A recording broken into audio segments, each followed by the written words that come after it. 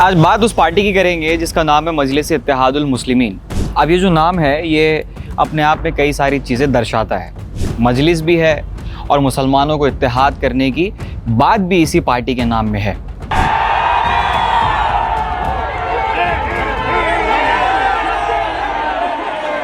मैं जर्नलिस्ट पजर, आप देख रहे हैं मुस्लिम सियासत।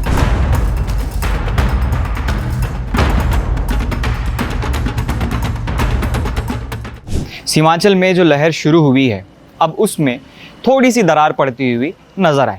सोशल मीडिया पर जो चीज़ें डिस्कस की जा रही हैं, बहस का मौजू बनी हुई हैं, वो नामुनासिब है। मैं आपको छोटी सी चीज़ आज की इस वीडियो में समझा देना चाहता हूँ ताकि जिस सियासी इनकलाब की तरफ कदम बढ़ाए जा रहे हैं वो कहीं डगमगा ना जाएं या फिर वो रास्ता जो एक नए जहां की तरफ खुलता है, एक नई उम्मीद का दरवाज़ा, वो बंद ना हो जाए। बहुत ही सादा सा मिसाल है कि मौलाना अब्दुल्ला सालिम चतुर्वेदी को लेके जो विवाद हुआ सोशल मीडिया पर, बासलाहियत आदमी है, बाशऊर आदमी है और ग्राउंड पर काफ़ी सारा काम भी उन्होंने किया है जिसकी वजह से कई सारे लोग उनके समर्थन में भी हैं। मगर पार्टी की तरफ से जो बयानात आ रहे हैं कि अभी तक टिकट का ऐलान नहीं हुआ है, उसके बावजूद भी अब्दुल्ला सालिम साहब का पार्टी से रेजिग्नेशन देना एक नामुनासिब बात है। ये चीज़ें डिस्कस की जा रही हैं, जबकि कुछ लोगों ने यह भी अफवाह उड़ा दी कि अब्दुल्ला सालिम साहब ने जनसुराज पार्टी ज्वाइन की है। उनकी तरफ से ये बयान आया कि मैंने पार्टी जनसुराज ज्वाइन नहीं की है, हालांकि मैं MIM से नाराज़ ज़रूर हूँ कि टिकट का हक़ मेरा बनता था जो मुझे नहीं मिला। बड़ी आसान मिसाल है, समझने के लिए काफ़ी है।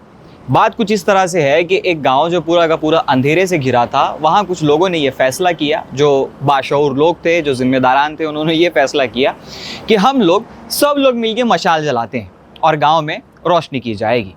हुआ यही, सभी लोगों ने मशाल बनाई, मशाल बनाने के बाद जलाई गई।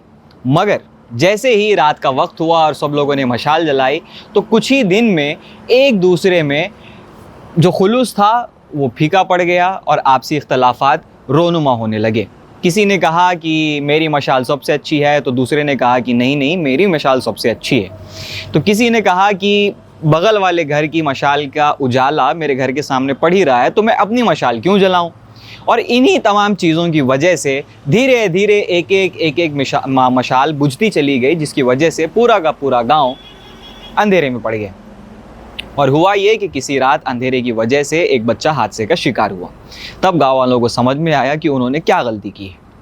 अब यहाँ पे बात साफ है, सीमांचल अंधेरे में है, रोशनी का एक सुराग नज़र भी आया। अब यहाँ पर आपसी इख्तलाफात को अगर बढ़ावा दिया जाए कि नहीं मेरी मशाल अच्छी है, तुम्हारी मशाल अच्छी है, मसला सिर्फ़ और सिर्फ रोशनी का है, सिर्फ़ और सिर्फ रोशनी का।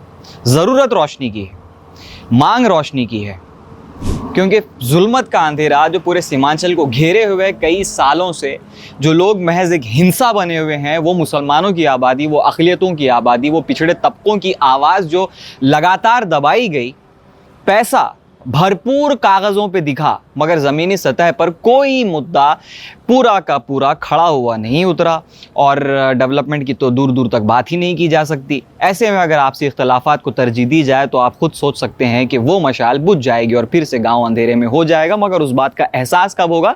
जब कोई बच्चा हादसे का शिकार हो जाएगा। अब शायद आप मेरी बात बिल्कुल साफ़ तरीके से समझ गए होंगे।